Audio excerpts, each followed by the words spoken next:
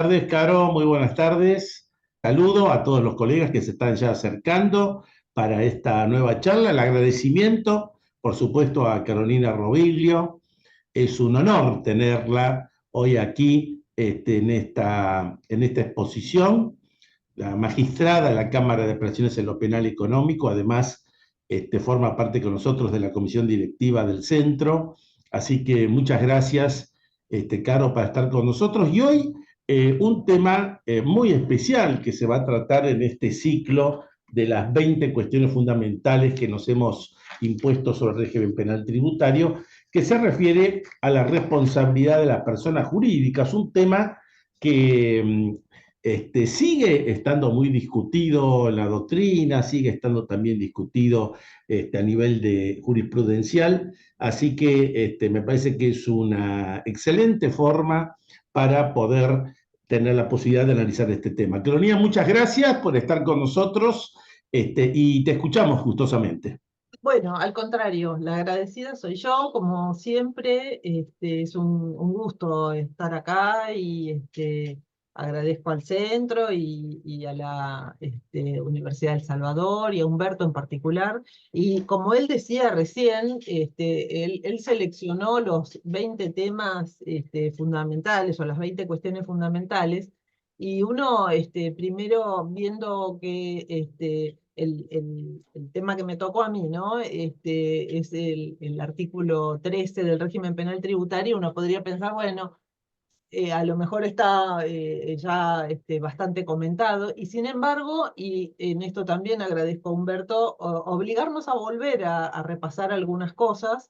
Este, Van pasando los años y siempre hay que volver a revisarlas. Uno encuentra eh, aristas diferentes, así que gracias Humberto, la agudeza de siempre para elegir el tema, por lo menos en mi opinión. Yo pensé que, bueno, como todos son súper expertos en esto, hacer una pequeña introducción y después quedo a disposición para cambiar ideas y conversar.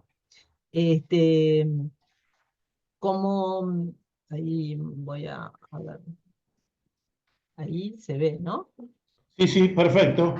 Bueno, entonces, como les decía, el eje de la convocatoria fue el actuar por otro y la responsabilidad penal de las personas jurídicas en el régimen penal tributario, ¿no? Entonces, bueno, sería nuestro punto de partida. No estoy pudiendo avanzar. A ver,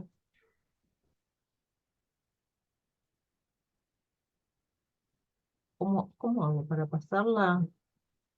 Creo que tenés que Ahí, poner, ahí está. perfecto. Ahí está. Este, Parece mentira, ya estamos cancheros con el Zoom y siempre pasa algo, que uno tiene un sofocón. Así Eh, es. Cuando hablamos de actuar por otro y de responsabilidad penal de las personas jurídicas, como punto de partida, me parece que la clave está en decir, bueno, estamos hablando del artículo 13 del régimen penal tributario. Tanto un tema como el otro están en el actual artículo 13. Antes de la última reforma era el 14. Antes de la reforma de la 26735 solamente existía la primera parte del 14 y solamente la primera parte de este título, y no existía la parte de responsabilidad penal de las personas jurídicas. Es decir, que desde el 2011 se incorporó a la ley, la entonces ley penal tributaria, la responsabilidad de las personas jurídicas, pero la primera parte del título, el actuar por otro, sí, ya lo teníamos en ese viejo artículo 14, que se mantuvo inalterado hasta ahora. Entonces podríamos decir, podrían haber sido dos artículos distintos. Digamos, cuando se incorporó la responsabilidad de las personas jurídicas con la 26735, podría haber sido otro artículo, porque son dos temas diferentes que en realidad se tocan un poco, pero son temas diferentes. Entonces arrancamos con la primera parte, arrancamos en orden con la primera parte del artículo 13, relacionada con lo que se conoce como el actuar por otro o en lugar de otro. Y para acercarnos a este tema y, digamos, como tratando de contestar la pregunta de, bueno, ¿para qué existe esto? ¿Para qué existe esta primera parte del artículo 13, ¿no? Que lo leo rápidamente por si no lo tienen a mano. Cuando alguno de los hechos previstos en esta ley hubiera sido ejecutado en nombre, con la ayuda o en beneficio de una persona de existencia ideal o de alguna otra entidad, eh, la pena de prisión se aplicará a los directores, gerentes, síndicos, miembros del Consejo de Vigilancia, administradores, mandatarios, representantes o autorizados que hubiesen intervenido en el hecho punible, inclusive cuando el acto que hubiera servido de fundamento a la representación sea ineficaz. Entonces, la primera pregunta es, bueno, pero ¿para qué sirve este artículo o esta norma? ¿Para qué razón de ser, qué finalidad tiene? Y entonces, para buscar la respuesta, hay que ver qué clase de delitos están previstos en el régimen penal tributario. Como ustedes vieron por la propia redacción de este primer párrafo, esto es una previsión que se aplica solamente a los delitos del propio régimen penal tributario.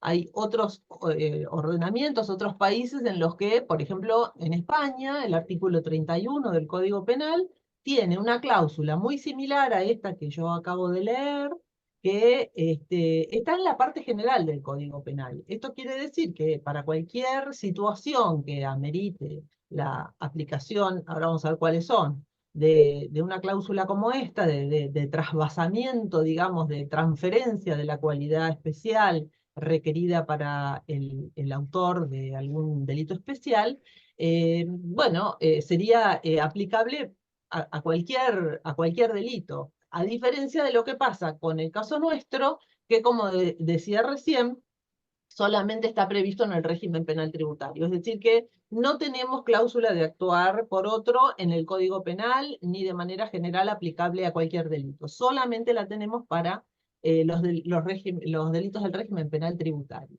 ¿Y a qué delitos sería aplicable o para cuáles podría tener alguna utilidad esta disposición? Entonces ahí diferenciamos.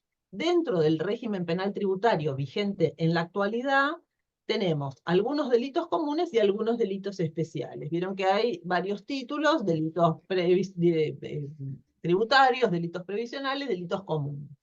Los delitos comunes, como regla así simple, son todos los delitos que no requieren alguna cualidad, no exigen, el tipo no prevé que el autor esté revestido de alguna cualidad especial.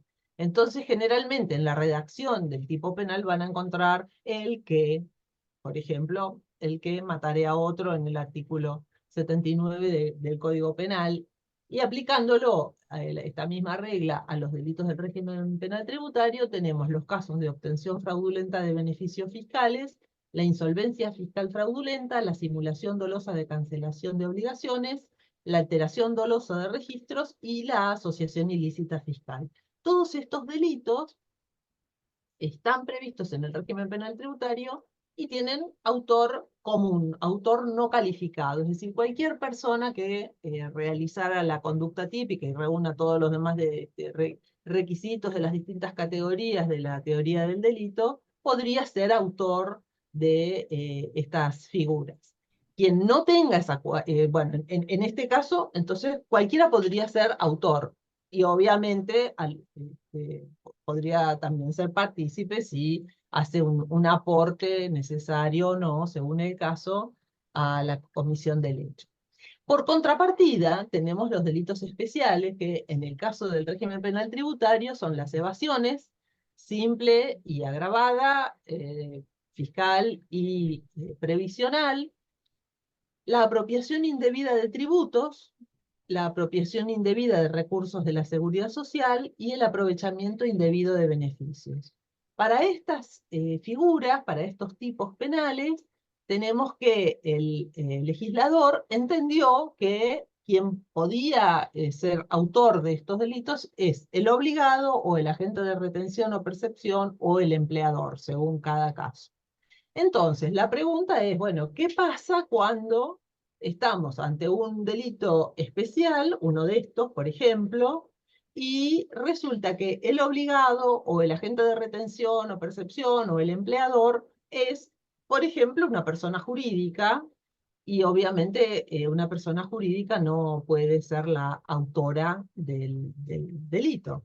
Entonces, ahí es donde nace la utilidad, la importancia, la trascendencia de esta primera parte del artículo 13, porque es la solución normativa a lo que podría parecer una laguna o un hueco o un blanco en la legislación, porque si el legislador quiso que el autor de la evasión tributaria sea el obligado y se entiende que el obligado es una sociedad anónima, por ejemplo, es imposible pensar en la persona jurídica como autora de un delito. Y acá no estamos diciendo que no haya posibilidad digamos, de responsabilizar penalmente a la persona jurídica, que es otro tema que viene en la segunda parte del artículo 13. Lo que estoy diciendo es que no puede ser autora, no puede ser partícipe. No se aplican las categorías de autores y partícipes a las personas jurídicas. Entonces, sí, para ser autor hace falta ser el obligado, y el obligado es una persona jurídica. De no existir esta disposición, habría una situación que técnicamente desde lo penal, desde lo dogmático, sería imposible de sortear, o por lo menos la imputación a título de autor.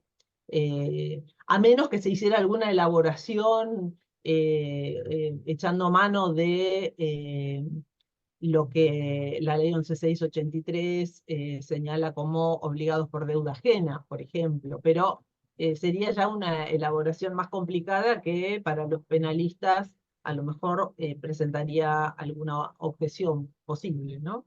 Entonces, lo que tenemos es que cuando en los delitos especiales el hecho se comete en nombre, con la ayuda o en beneficio de una persona jurídica, es decir, que la cualidad la tiene la persona jurídica, la posibilidad de imputar como autor a una persona humana se rige por las reglas generales de autoría y participación del Código Penal. Esa sería la conclusión de la aplicación de esta primera parte del artículo 13 a los delitos del régimen penal tributario. Porque así lo prevé expresamente, digamos, es la solución que normativamente prevé el artículo 13. Tienen que tratarse, entonces, como resumen, de alguno de los hechos que estén captados por un tipo penal del régimen penal tributario. Tiene que haber una persona jurídica en este lugar de obligado, agente de percepción o retención o empleador, y en esos casos la pena se va a aplicar a las personas humanas que hubieran intervenido en el hecho punible. Esto quiere decir que nos reenvía, digamos, la cualidad especial se la transfiere a la persona humana que intervino, pero además nos reenvía a las reglas generales del artículo 45 y 46 del Código Penal, con lo cual reafirma una vez más algo que, si bien podría parecernos obvio, pero no viene mal subrayarlo una vez más, que es que no es que por esta norma se esté previendo una responsabilidad objetiva, por ejemplo. No es que esta norma altere o modifique en alguna medida la regla y su, digamos, su interpretación dogmática de autor, partícipe necesario, partícipe secundario, que están en la parte general del Código Penal. Este, eh, Me parece que la razón de ser de esta primera parte del artículo 13 se explica bien en estos términos. Digamos, no es una norma superflua, sino que tiene su justificación. Y me parece fundamental subrayar, como les digo, que debe verificarse la intervención en el hecho. Con esto, en otras palabras, y para decirlo coloquialmente, la conclusión es: no porque una persona sea el presidente del directorio de una sociedad va a ser imputada del delito de evasión de esa empresa. Digamos. El hecho de tentar el cargo no significa que, digamos, la cualidad de ser el obligado se transfiere a quien actuó en nombre de la empresa, pero no a la inversa. No es que porque tiene el cargo se le transfiere la responsabilidad, ¿sí? Bueno, y como les decía, nosotros no tenemos una norma similar en la parte general del Código Penal que sea aplicable para cualquier otro delito. En los proyectos que ha habido de códigos penales, sí se prevé una disposición de este tipo. Bueno, en este momento no hay ninguno que esté en vigencia, ¿no? En vigencia, digo, de procedimiento legislativo, que yo sepa, por lo menos. Bueno, y entonces llegamos a la segunda parte del artículo 13, y ahí ahora sí estamos haciendo referencia a la responsabilidad penal de las personas jurídicas, que como decía Humberto hace un momento, sigue generando algunas dudas. En el derecho penal económico, la verdad es que no tanto, porque fíjense, yo acá yo como ejemplo nada más eh, menciono podría ser cualquier otro, ¿no? Un caso en el que ya en el año 1962 se dijo que la vieja polémica en torno a si las personas jurídicas pueden ser procesadas en causa criminal ha sido superada en los hechos por la ley y la jurisprudencia, ya que ambas de consumo han terminado por admitir que las personas jurídicas pueden ser responsabilizadas criminalmente en determinados casos. Si bien esta frase es bastante representativa y muestra que en el fuero penal económico, a partir del momento en que para los delitos aduaneros se preveía la responsabilidad penal de las personas jurídicas, no era algo tan discutido.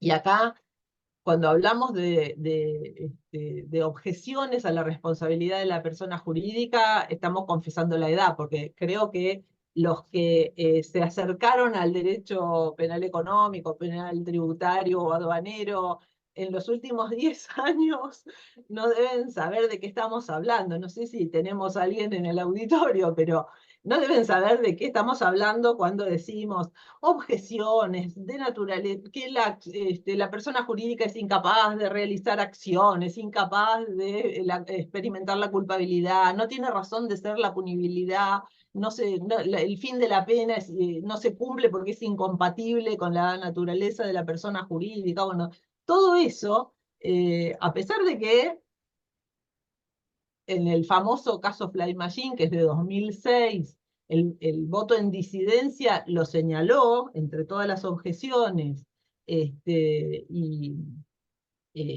ahí, para el que quiere repasar cuáles eran las objeciones, ahí está muy prolijo, muy ordenado, categoría por categoría va analizando todas las objeciones. Pero la realidad es que estamos en el año 2024 y que esto es historia. Hoy en día la tipificación, digamos, la previsión de responsabilidad penal de personas jurídicas ha ido avanzando, y lo que en 1962, a lo mejor, digo 1962 por el fallo que leí recién, ¿no? Podía ser aplicado más que nada para delitos aduaneros o para determinado tipo de infracciones de naturaleza económica. Fue avanzando, y bueno, a lo largo de los años se fue incorporando para los delitos del título 13 del Código Penal, los delitos contra el orden económico y financiero. Bueno, el régimen penal cambiario, que es de la década de los años 70. El régimen penal tributario, que, como decía hace un ratito, el tema de las personas jurídicas se incorporó en el año 2011, a partir del año 2011.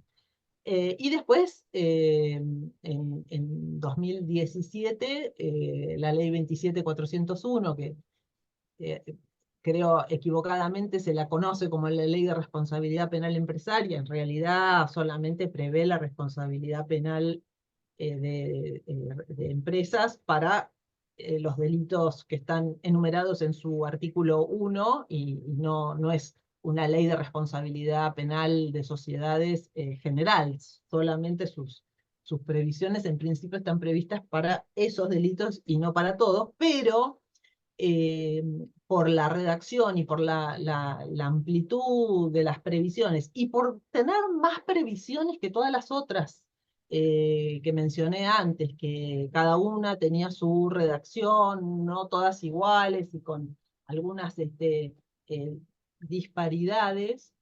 La ley 27401 prevé más situaciones, digamos, ha ido recogiendo la experiencia de las otras situaciones y entonces es más completa y la realidad es que a partir de esta ley de 2017 los cuestionamientos se fueron como debilitando cada vez más, los cuestionamientos digo dogmáticos, ¿no? Estas objeciones dogmáticas que antes eran tan sólidas y tan fuertes y parecían tan difíciles de remontar.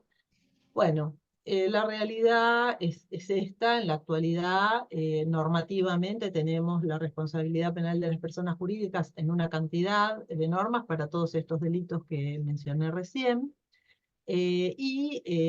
Una vez más, me parece importante también en relación a las personas jurídicas señalar que no es responsabilidad automática ni objetiva, no hay que pensar que, no sé, como el artículo 46 de la 11683, que tal vez ustedes están más familiarizados, no es que, bueno, verificado el resultado, entonces se aplica la multa a la empresa. No es automático, no es de esa forma como se aplica en derecho penal la responsabilidad de la empresa, sino que se tienen que verificar la acción de alguna persona, que puede ser el representante legal que actúe dentro de sus atribuciones, o, y, bueno, en ese caso sería una empresa con un objetivo ilícito, obviamente, si es dentro de su objeto, o el representante legal fuera excediendo sus atribuciones, sus funciones, o terceros, y tiene que darse además ese beneficio del que hablamos siempre,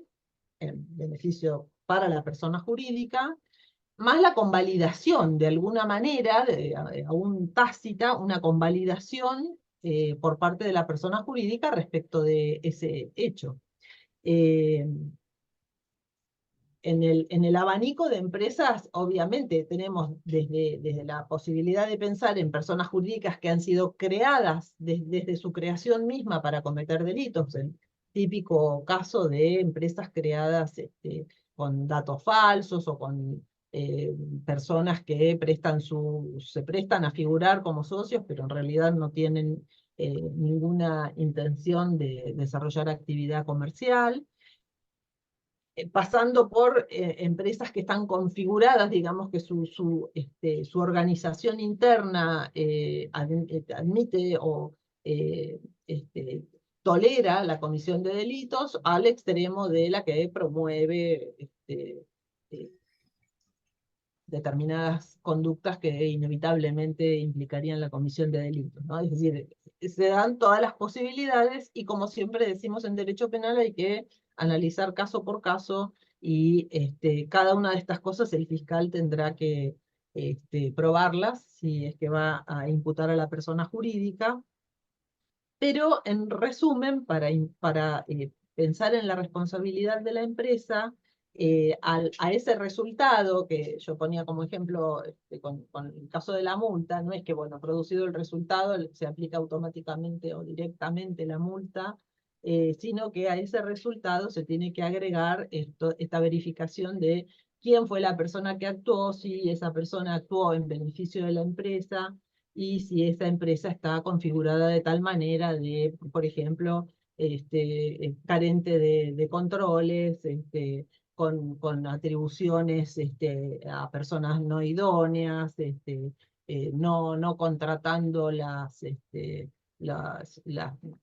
lo que necesitara, digamos, lo que fuera necesario para poder llevar a cabo la actividad, que exceda sus propios medios, no capacitar al personal, bueno, todo lo que ya sabemos que se refiere a una adecuada gestión de la empresa, ¿no? Con esto, insisto, la idea es no pensar en la responsabilidad de la persona jurídica automática, ¿no? Yo siempre me parece muy gráfico el ejemplo de la empresa que tiene un empleado infiel, qué sé yo, el jefe de compras, que está desviando fondos y que para disimularlo contabiliza las facturas apócrifas. Y eso no significa que la empresa va a ser condenada el día de mañana por evasión tributaria, porque en ese caso la empresa podría hasta incluso ser víctima de un delito y no ser la responsable por la evasión tributaria. Por supuesto que todo esto tiene que acreditarse, pero insisto con que no hay que pensar en esas responsabilidades automáticas u objetivas. Eh, bueno, por último, ¿cuáles son las penas posibles? Son las que están enumeradas en la segunda parte del artículo 13 para la persona jurídica. Pueden aplicarse todas o algunas según el hecho. Esto es parte, digamos, de la etapa del juicio, de la etapa que corresponde a la graduación de la pena.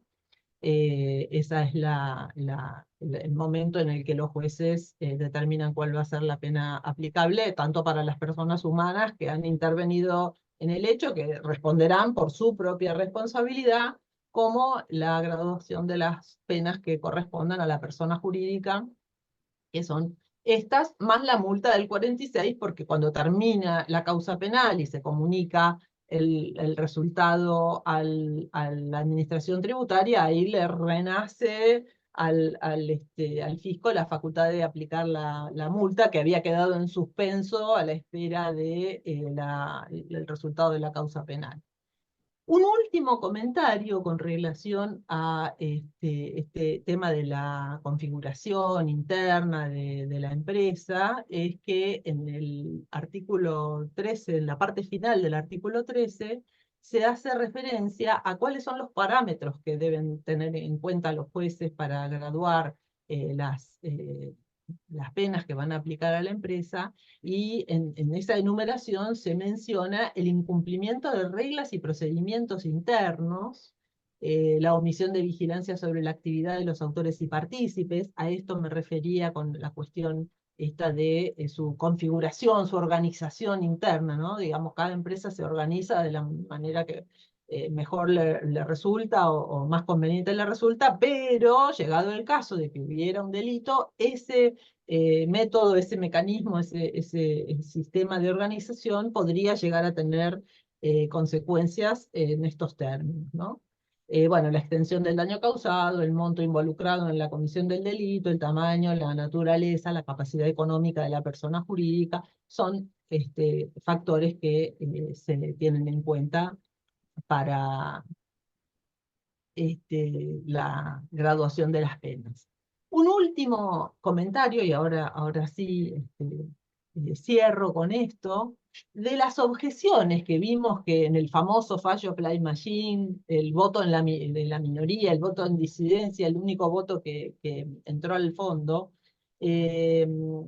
Una de las cuestiones que marcaba como obstáculo, además de las cuestiones de fondo, digamos, de la persona jurídica es incapaz de realizar acciones, esto, aquello, una de las cuestiones era que nuestra legislación carece, decía, creo que era el considerando 12 del fallo, del voto, carece de una regulación procesal específica que determine el modo para enjuiciar personas de existencia ideal y que permite individualizar a los sujetos susceptibles de asumir su representación. Esto en su momento era una dificultad realmente severa. Si bien este voto es del año 2006, como vimos en el otro caso que yo acá tomé como ejemplo, que era de 1962, los tribunales se fueron dando maña, por decirlo de alguna forma, para ir aplicando normas de fondo que preveían la responsabilidad penal de las personas jurídicas, aún sin tener normas de naturaleza procesal para hacerlo. Las personas jurídicas como posibles, eventuales sujetos en el proceso penal, son personas jurídicas, pero tienen garantías, tienen derechos, pueden, deben debe velarse por ellos. Las personas jurídicas tienen que intervenir en el proceso de manera útil que haga a su defensa. Y como les digo, hasta hace unos años los jueces fueron ingeniándose para lograr avanzar en esos procesos sin tener normas de naturaleza procesal. Y como dice el voto de la minoría de Fly Machine, eso para quienes estaban en contra de la posibilidad de responsabilizar penalmente a la persona jurídica, este, eso era uno de los argumentos. En la actualidad tenemos esa situación solucionada parcialmente porque tenemos disposiciones ahora sí de naturaleza procesal, algunas en la ley 27401, del artículo 11 al 15 creo, se refieren a la forma de imputar, la forma de llevar al proceso a la persona jurídica. Pero como les dije, la ley 27401 en realidad aplica para los delitos enumerados en el artículo 1, que son cohecho, tráfico de influencias, negociaciones incompatibles, delitos de tipo de corrupción.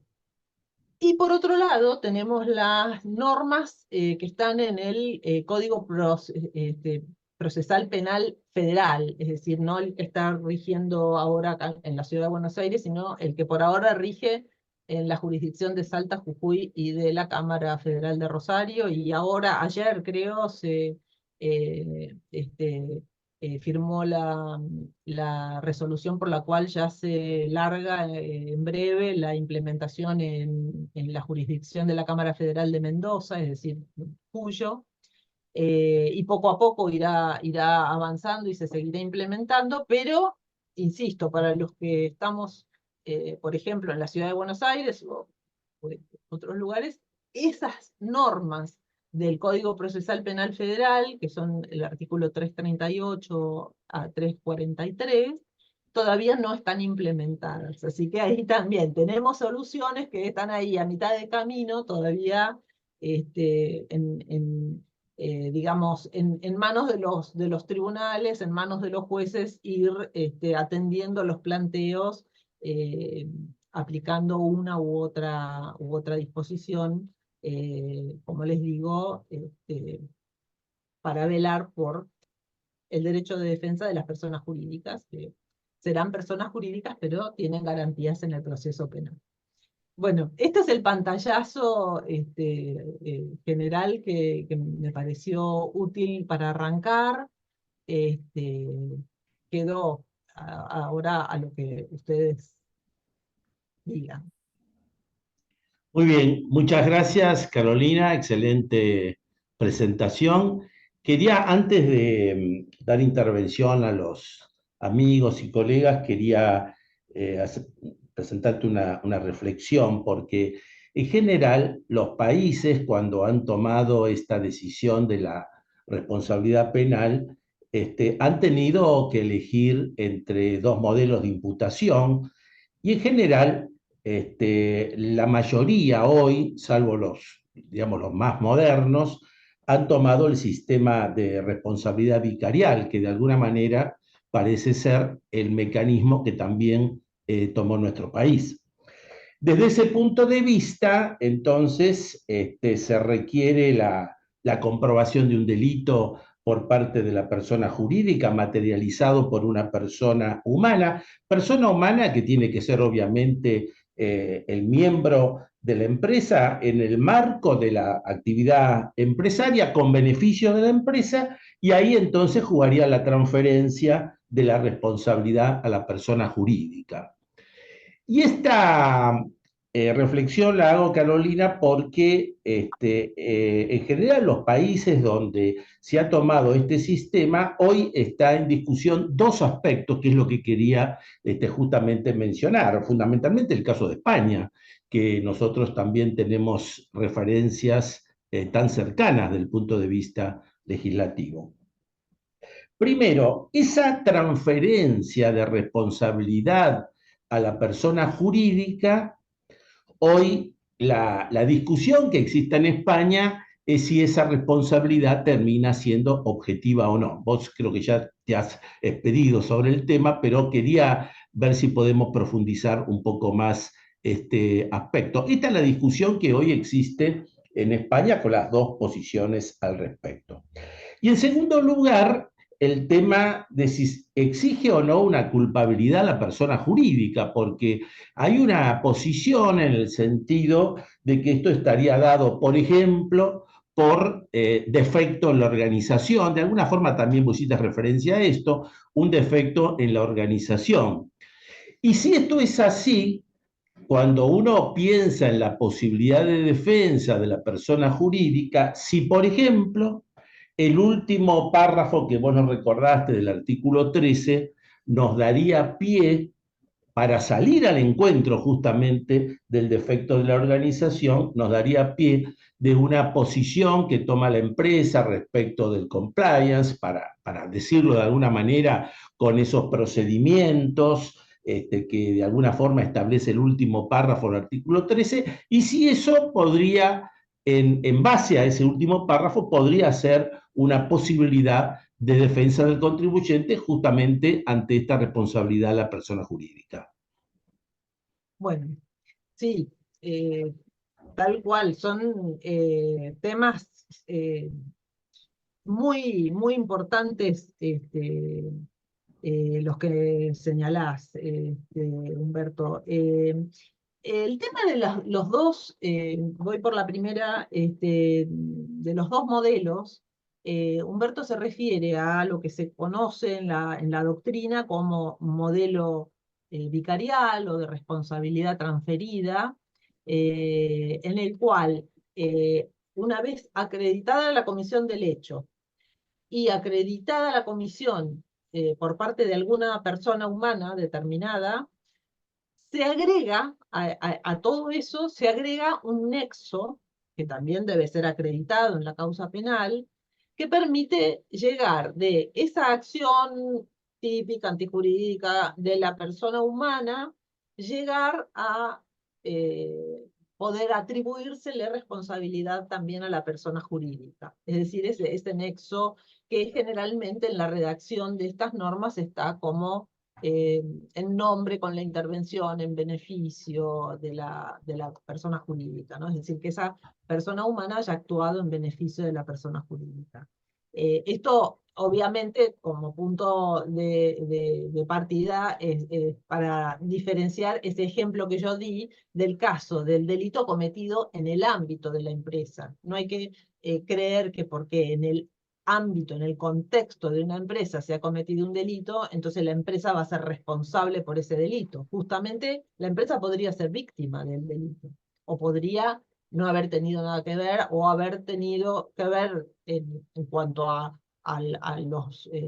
los medios, digamos, al entorno en el cual se cometió el hecho, pero, y acá por ahí ya un poco nos acercamos a la segunda cuestión planteada por Humberto, pero que se trate de una empresa que está configurada, organizada de determinada manera, que es la propia empresa la que pudo detectar que estaba cometiéndose un delito, tomar medidas inmediatamente, bueno, inmediatamente mejor para la empresa, pero tomar medidas en algún momento para contrarrestar esa acción, digamos, si a ese gerente, supongamos el ejemplo del gerente de compras que estaba contabilizando las facturas, ¿no? Entonces, si los procedimientos internos de la empresa funcionan, se detecta el hecho, se toma una medida contra ese gerente rápidamente, probablemente lo van a echar, ¿no? Me imagino. Y además se formula la denuncia penal por la defraudación contra esa persona, bueno, la empresa está actuando de la manera esperada del buen hombre de negocios, del buen ciudadano empresario, del buen ciudadano sociedad, persona jurídica, ¿no?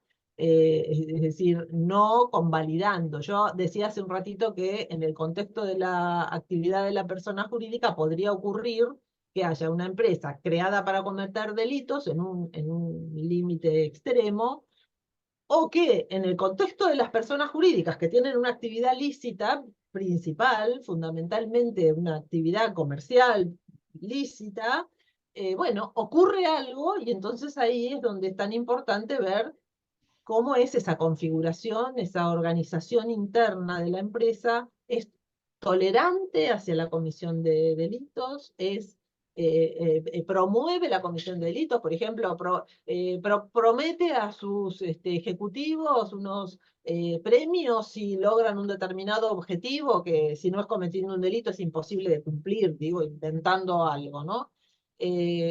O todo lo contrario, o es una empresa que tiene unos programas de organización impecables, modernos, dinámicos, permanentemente actualizados, acordes a medida de la actividad, del tamaño, de la envergadura, bueno, de la ubicación de esa empresa, en donde están estos mecanismos de detección eh, vigentes y operativos. A tal punto es importante ese aspecto que en la ley de la 27401 tienen, digamos, se les prevé una cantidad de consecuencias de alto impacto para la defensa de las personas jurídicas eventualmente imputadas en caso de adoptar o de tener, y no es lo mismo ya tenerlo de antes que no tenerlo y adoptarlo después, este tipo de programas de cumplimiento, ¿no? Eh, Vuelvo a la primera pregunta y dije, bueno, uno de los métodos, de los modelos de imputaciones, este vicarial o de transferencia de responsabilidad, estos modelos, cuando hablamos de modelo vicarial o de responsabilidad propia, son modelos teóricos, son modelos previstos por la dogmática, ideados en una búsqueda de tratar de compatibilizar lo que es una persona jurídica con lo que es la imputación penal que, como sabemos, ha sido generado el derecho penal en torno de personas humanas y no de empresas, ¿no? Entonces, en esa búsqueda de compatibilizar, se diseñaron, se idearon estos dos modelos. eh, el modelo de responsabilidad propia podría llegar a situaciones en las que haya responsabilidad de personas jurídicas sin incluso identificarse a la persona humana que realizó, que cometió el hecho, con lo cual esto que yo decía antes de identificar a la persona humana que actuó y encontrar y acreditar ese nexo o vínculo que permite relacionar esa conducta humana con la empresa, no es exigido, no es algo exigido porque el legislador justamente prevé la posibilidad de que aún sin identificar a la persona humana pueda llegar a dictarse una sentencia de condena respecto de la persona jurídica. Esto muestra cómo ha ido siendo la evolución legislativa, ¿no? Porque hasta la 27401, todas las figuras que preveían responsabilidad de las personas jurídicas en nuestro país tenían una redacción en sus normas similares a esta que está acá, que es la del régimen penal tributario, que nos lleva, por su propia forma de descripción, nos lleva a pensar en responsabilidad vicarial, es decir, tenemos al presidente del directorio o al gerente o a un administrador de hecho o a alguien que con la tolerancia y convalidación de la persona jurídica ha actuado, la ha beneficiado y entonces se junta toda la elaboración propia del derecho penal para imputar a una persona humana, más ese vínculo, ese nexo y ese beneficio de la persona jurídica que no estaba configurada con estos anticuerpos, con estos programas o mecanismos internos de detección y de neutralización, digamos, de la acción ilícita. Entonces, en la 27401, como les digo, a medida que fue avanzando, fue pasando el tiempo, y ahí ya se prevén las dos. Tenemos, creo que en el artículo 2 está lo que sería la responsabilidad vicarial, y en el artículo 9 lo que sería la responsabilidad propia de la empresa, y es posible. Es decir, desde que se sancionó esta ley, entonces podríamos llegar a encontrarnos que haya responsabilidad de la persona jurídica y de la persona humana sola o de la persona jurídica sola. Podría ser cuando hasta antes de esta ley solamente podíamos pensar en responsabilidad de la persona humana y responsabilidad de la persona humana y de la jurídica, pero no de la jurídica sola, ¿no? Esto ha sido un cambio introducido, creo yo, en mi opinión, con esta ley 27401, porque la redacción de las normas previstas antes, como insisto, como podría ser este artículo 13, nos hace pensar en un modelo vicarial. Una cosa más con relación a la posibilidad de imputar a la persona jurídica sin persona humana. No hay que confundir, hay que prestar atención a que es diferente el hecho de que no se haya imputado o no se haya podido identificar o no sea posible acreditar en un caso quién fue la persona humana que actuó o responsabilizar a alguna persona humana. Y otra cosa distinta es cuando se ha identificado la persona humana y por alguna circunstancia esa persona no es punible. O, por ejemplo, prescribió la acción penal respecto de la persona humana, no respecto de la persona jurídica, pero la persona humana sí está identificada. Se sabe quién fue, quién hubiera sido, digamos, la persona humana que, que permitió que se transfiriera la responsabilidad a la persona jurídica. Que no sea posible aplicarle una pena porque prescribió la acción o porque se murió la persona humana, podría ser alguna otra razón, pero que no sea posible aplicarle pena no significa que no haya una persona humana identificada, imputada y cuya responsabilidad permite hacer esta transferencia hacia la persona jurídica. En cambio, en el caso de la responsabilidad propia, como decíamos recién, el artículo 9 de la 27401, se admitiría la posibilidad de que sin llegar a imputar a una persona humana, pueda llegar a ser condenada la persona jurídica. Muy bien, Carolina, muchas gracias por estas observaciones. Vamos a empezar entonces ya la segunda parte, o sea, vamos a dar intervención a nuestros amigos, colegas que nos acompañan. Así que quería saludar en primer lugar a Marta Nercellas, que está con nosotros. Marta, muy buenas tardes, gracias por acompañarnos. Está muteada, Marta.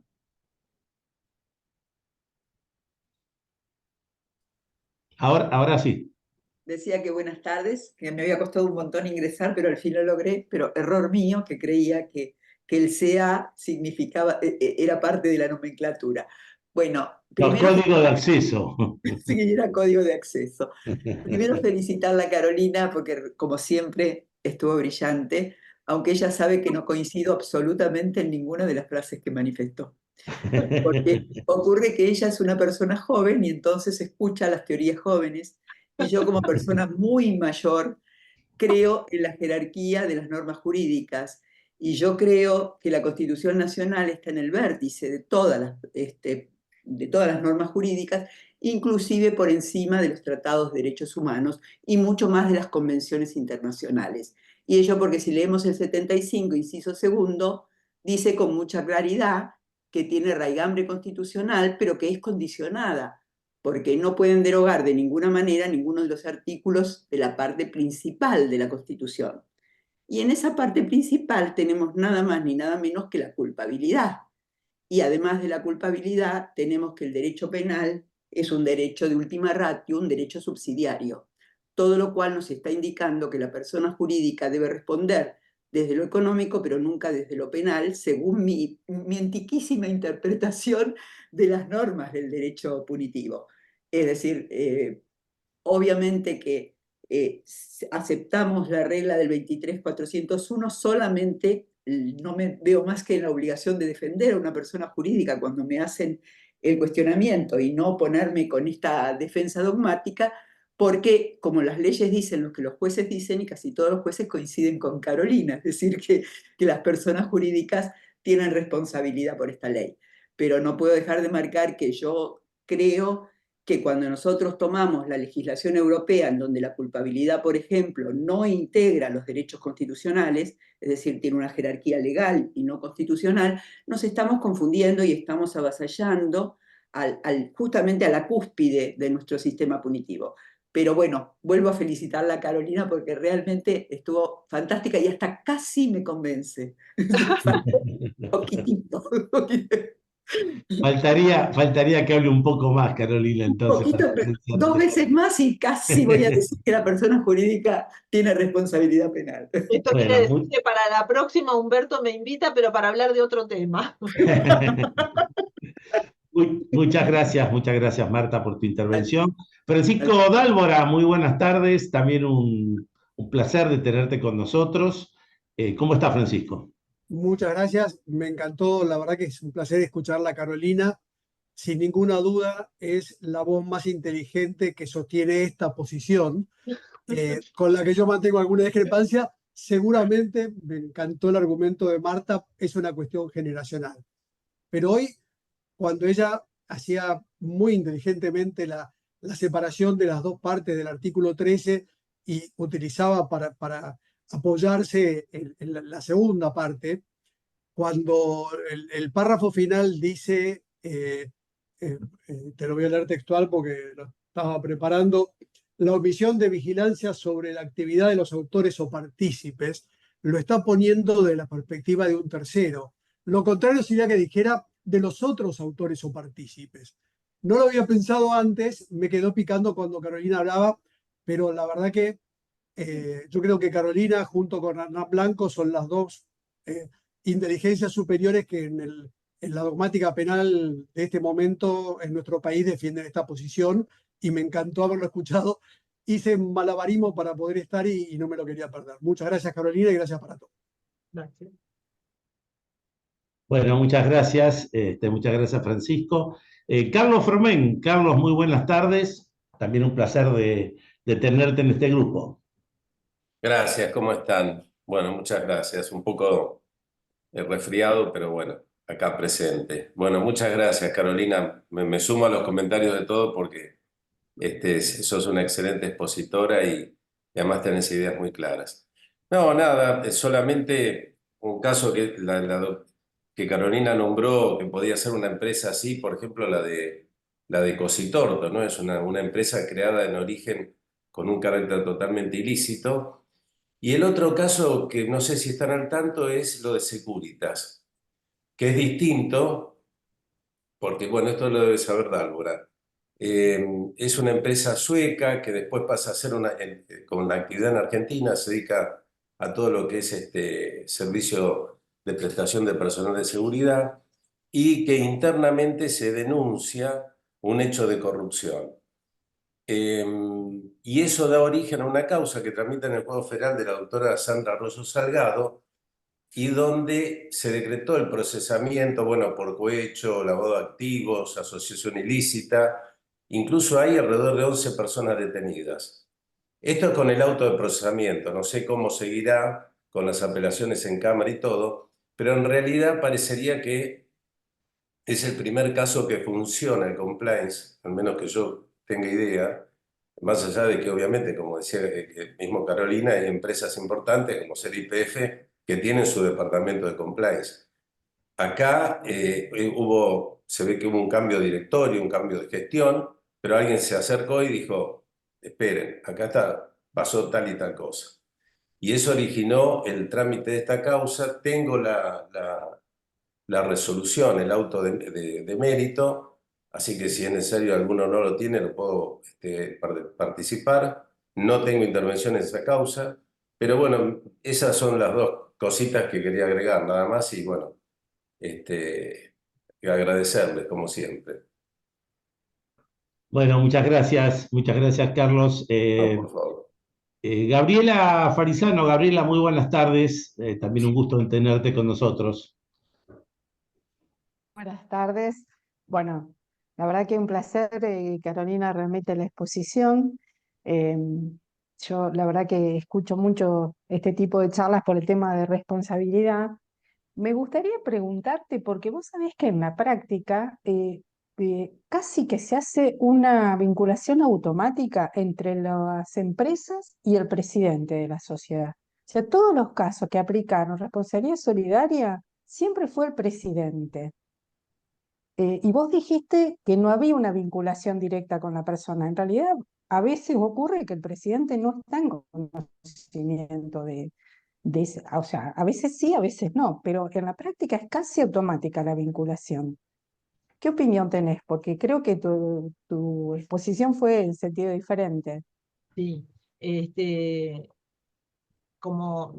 primero te hago una pregunta. El tema de la responsabilidad, cuando vos decís responsabilidad solidaria, ¿te estás refiriendo a la parte penal o a la parte patrimonial? Porque Y ahí,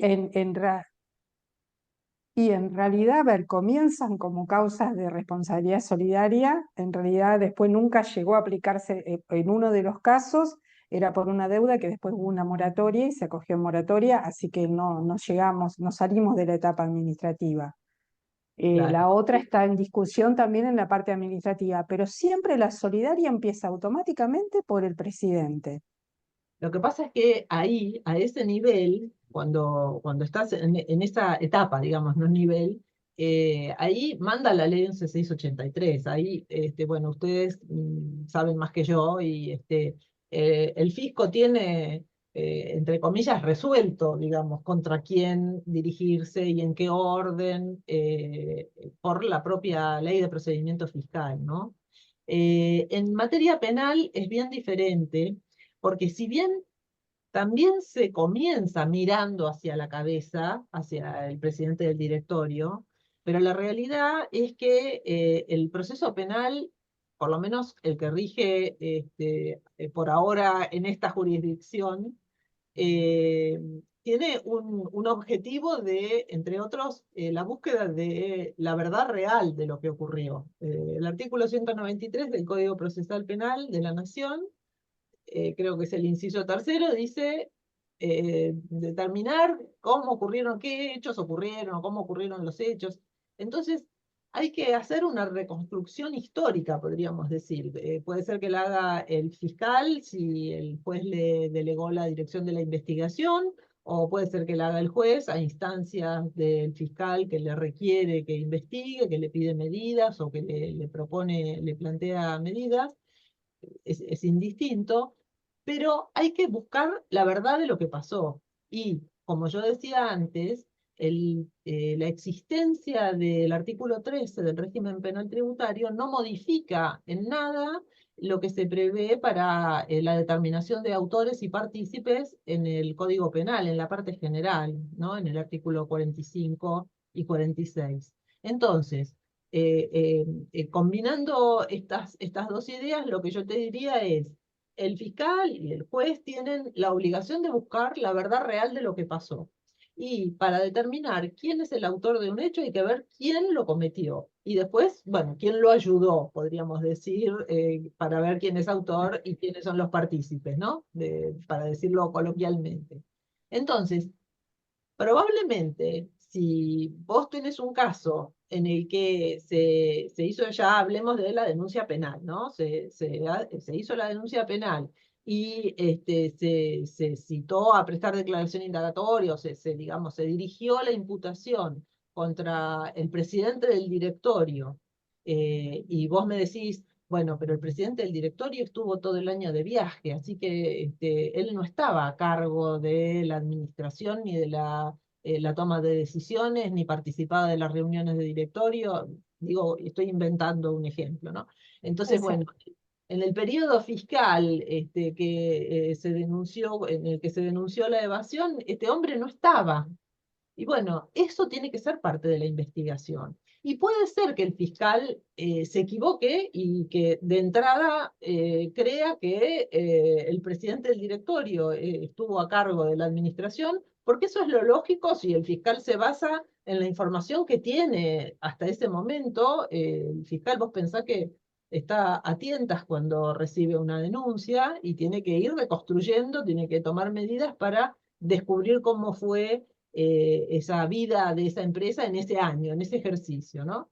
Entonces, por lo que dice la ley general de sociedades, es lógico que piense primero en el presidente del directorio. Pero si después en esa investigación se determina, no, estuvo de viaje, estuvo enfermo, ese año estuvo enfermo gravísimo, estuvo un año internado, el presidente del directorio, y el que tomó su lugar fue fulano, o todo quedó con el directorio integrado con los restantes miembros, y teníamos el gerente tal que se ocupaba de esto. Bueno, todo eso hay que reconstruirlo y tiene que ir surgiendo, apareciendo en la investigación. A veces surge porque se cita a lo mejor a algún empleado del área de administración, por ejemplo, como testigo, y se le pregunta, bueno, ¿y quién tomaba las decisiones relacionadas con, y ahí depende de qué delito se esté investigando, qué sé yo, si es un tema previsional, bueno, ¿quién liquidaba los sueldos? Si usted tenía un problema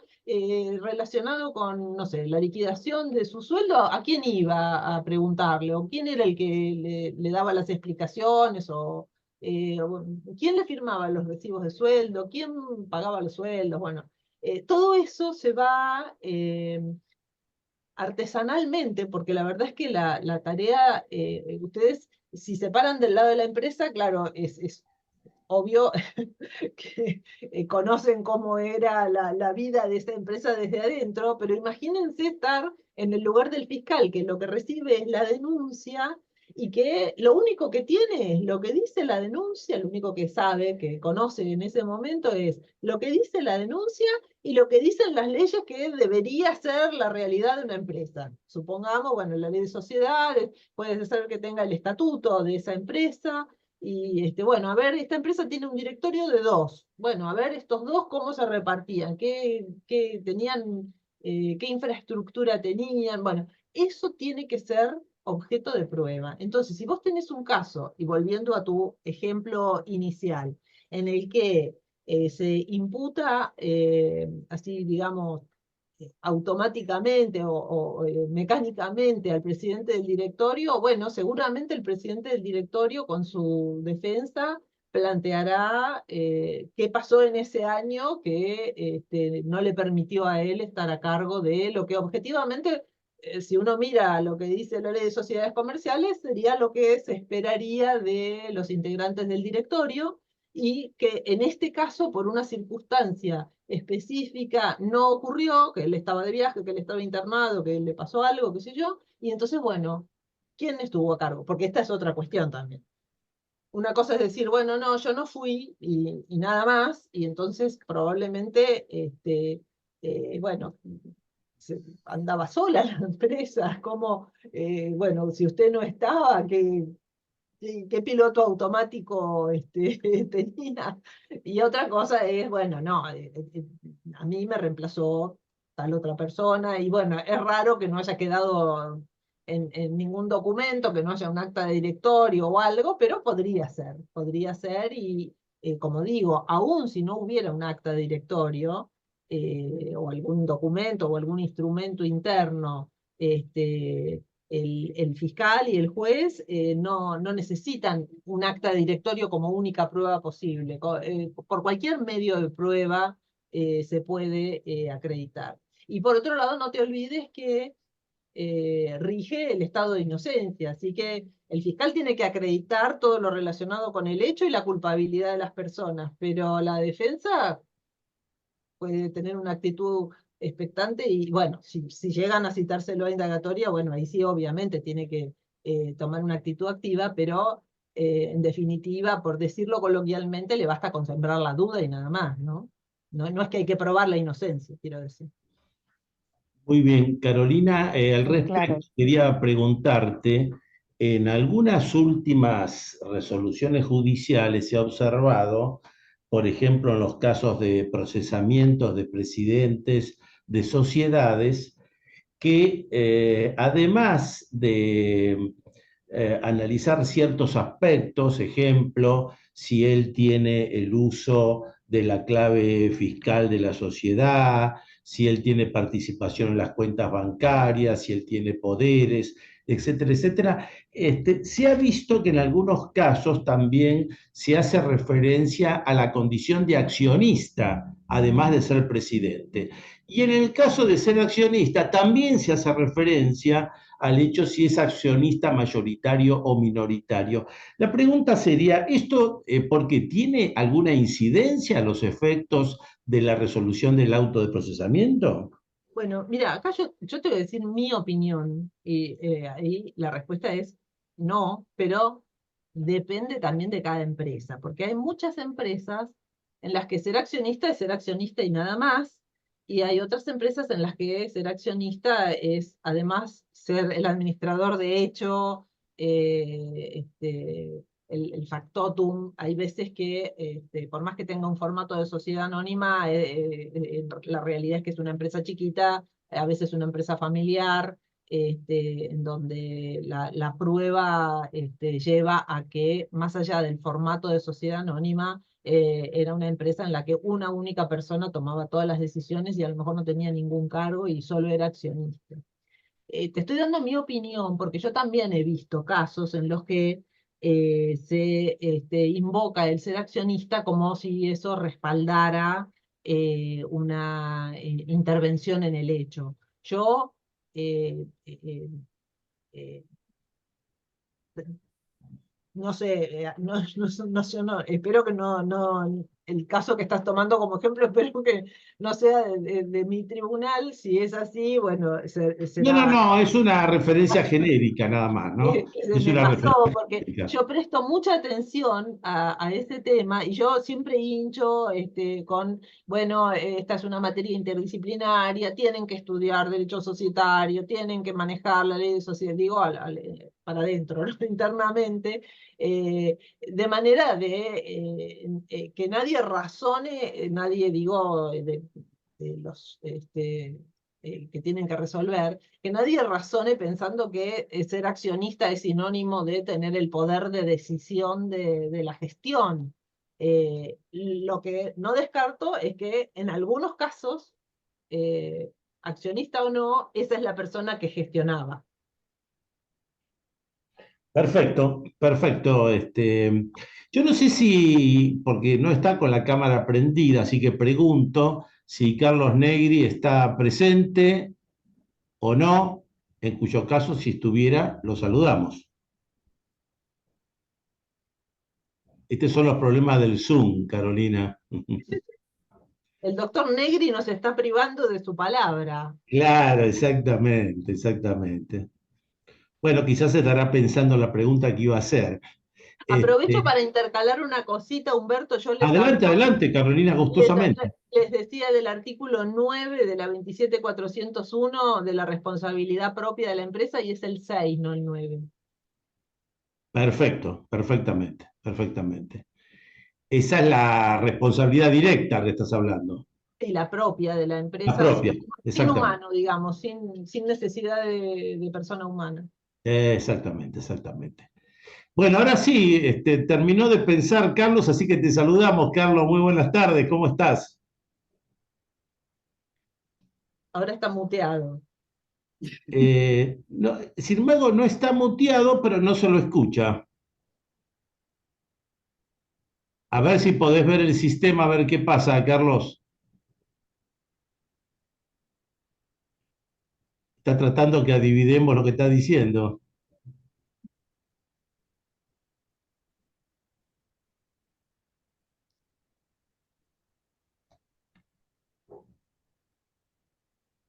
No podés,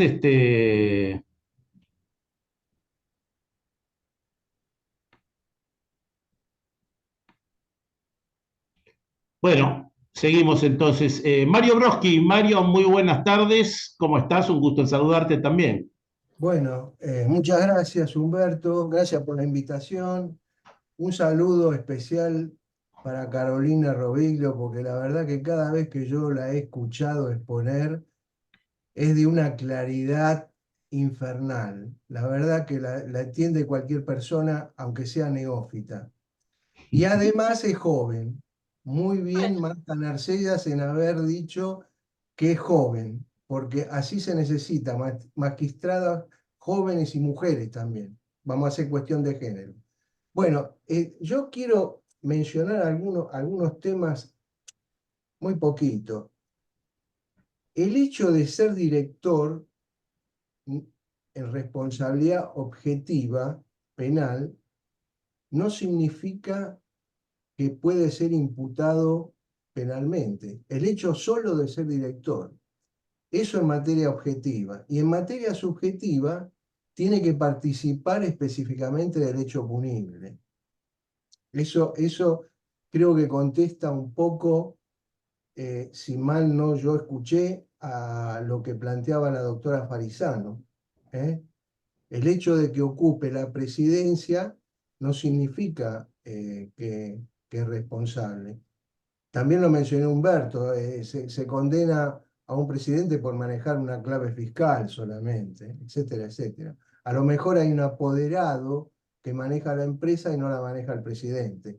Hay que mirar las actas de directorio, las actas de directorio, para comprobar qué es lo que se ha decidido en materia societaria. Como bien lo acaba de decir Carolina Roviglio, hay que conocer también y vincular en esta cuestión el derecho societario. Una cuestión que le quiero preguntar a la distinguida doctora Roviglio es la siguiente. En el artículo figuran los síndicos y los integrantes del Consejo de Vigilancia. En mi concepto, puedo estar equivocado, ellos no manejan la empresa, simplemente tienen el control de legalidad. Entonces, me parece que hay un error ahí de vuelta, lo que marcaba siempre Vicente Oscar Díaz. Bueno, muchas gracias por sus palabras. Yo lo leo siempre y también es muy claro el doctor Broski. Este, con respecto a su comentario de la responsabilidad objetiva y subjetiva, agregaría una cosita más. eh, eh, en el plano de la responsabilidad, yo no usaría la expresión responsabilidad objetiva cuando estamos en derecho penal. Esa evitaría usarla porque se podría prestar a una confusión. En derecho penal no hay responsabilidad objetiva, no debe admitirse.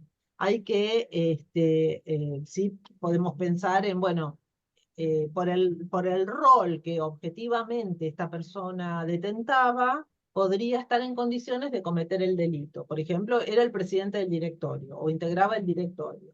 Entonces, estaba en una posición que objetivamente lo ponía en contacto, digamos, con el bien jurídico protegido, lo ponía en situación de poder lesionarlo o ponerlo en peligro.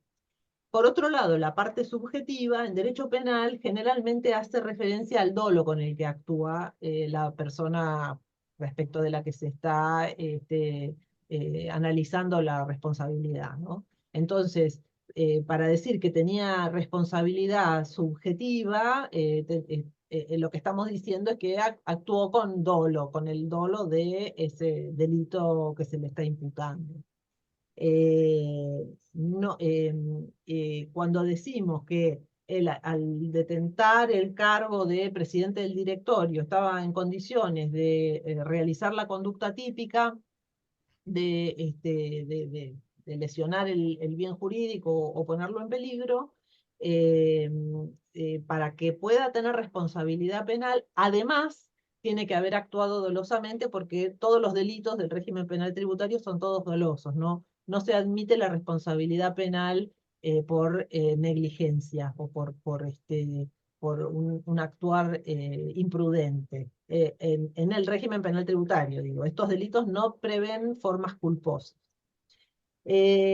Otra cosita que quería agregar con relación a algo que dijo Humberto y que dijo el doctor Brodsky sobre el uso de la clave fiscal o el manejo de las cuentas corrientes que se suele utilizar como un parámetro que en algunos casos se menciona como el digamos, en una enumeración de motivos por los cuales se atribuye responsabilidad a una persona, sea director o gerente o quien fuera, se incluye en la enumeración estos dos conceptos, que es el uso de la clave fiscal y la posibilidad de operar en las cuentas bancarias de la empresa.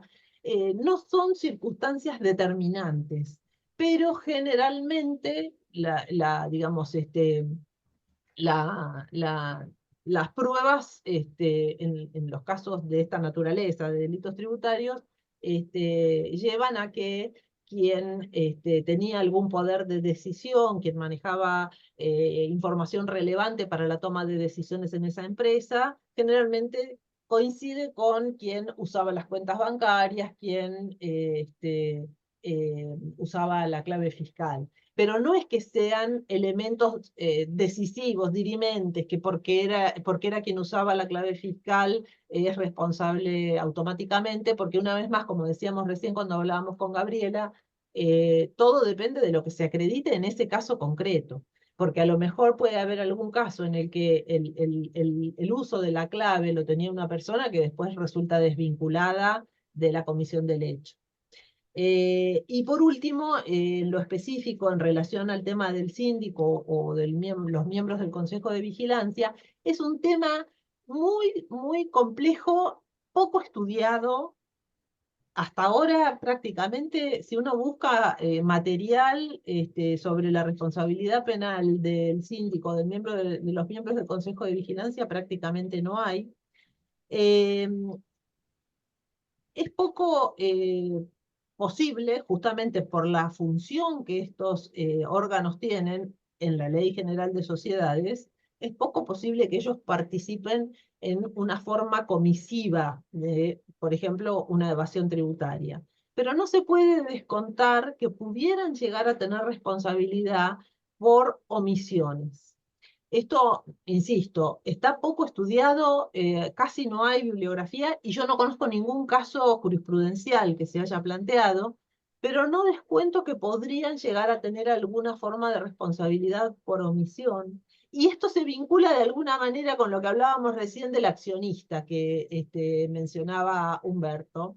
Porque justamente imaginémonos un caso de accionistas que no participan en la vida de la empresa, no participan en la administración. Digamos que son accionistas, inversores, gente que está al margen de la gestión de esa empresa. ¿Quién eligen esos accionistas para que cuide de sus intereses y vea qué es lo que está haciendo el directorio? Es el síndico o los miembros del Consejo de Vigilancia. Y si el síndico o los miembros del Consejo de Vigilancia advirtieran que están cometiéndose delitos en el directorio, tendrían obligaciones de hacer. Podrían llegar a tener obligaciones de hacer determinadas cosas. Por ejemplo, convocar una asamblea extraordinaria, informar a los socios, y ahí que los socios tomen sus decisiones. No digo que esto sea así, digo que por ese lado podrían llegar a estar justificado que ellos estén incluidos en esta lista de posibles personas que intervinieron en los hechos. Digo que esta podría ser la explicación de que estén incluidos en esa enumeración. Muy amable de su parte y la vuelvo a felicitar.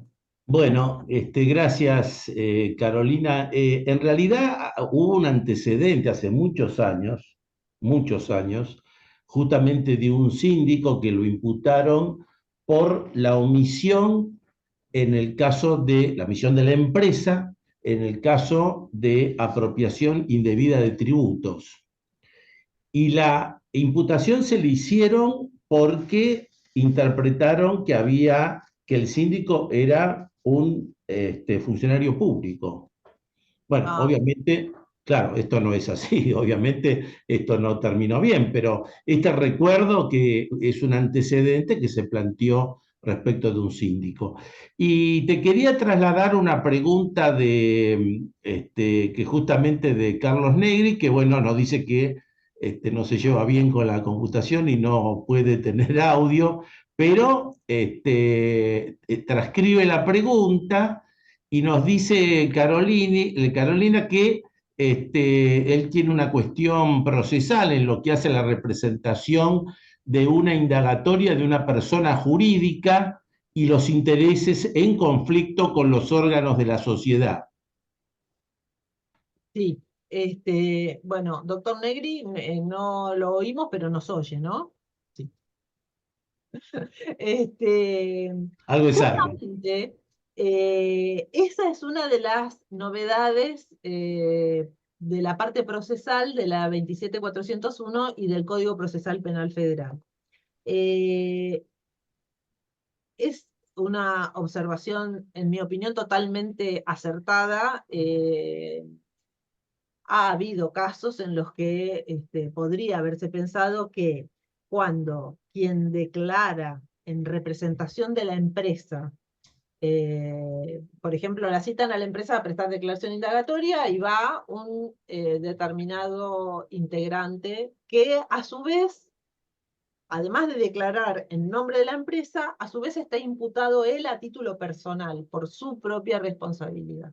Claro. Y podrían darse situaciones en las que haya intereses contrapuestos, porque él tiene que declarar, la declaración indagatoria es un acto de defensa y él tiene que declarar, o puede declarar si quiere, pero defendiéndose él, y después sale y vuelve a entrar y tiene que declarar defendiendo a la empresa. Esto en estas normas procesales nuevas, relativamente nuevas que tenemos ahora, está expresamente previsto y hay soluciones, como por ejemplo la posibilidad de designar un apoderado especial para declarar en nombre de la empresa, que eso es algo que antes no lo habíamos puesto en práctica nunca. En general siempre, antes de tener normas procesales, declaraba en nombre de la empresa el representante legal del momento de comisión del hecho o el representante legal del momento de la declaración indagatoria, pero no un apoderado especial. Esto se introdujo con estas normas. eh, Hasta ahora yo no lo veo muy utilizado por las empresas, pero me parece que va a ser una solución para situaciones como las que plantea el doctor. Incluso hasta se prevé que el juez intime a cambiar la persona que representa a la empresa en el proceso cuando advierte que hay intereses contrapuestos. Claro, un caso que orilla Carolina, sería las empresas que están en un proceso penal y que están en quiebra, porque ahí se plantea esta situación tan particular.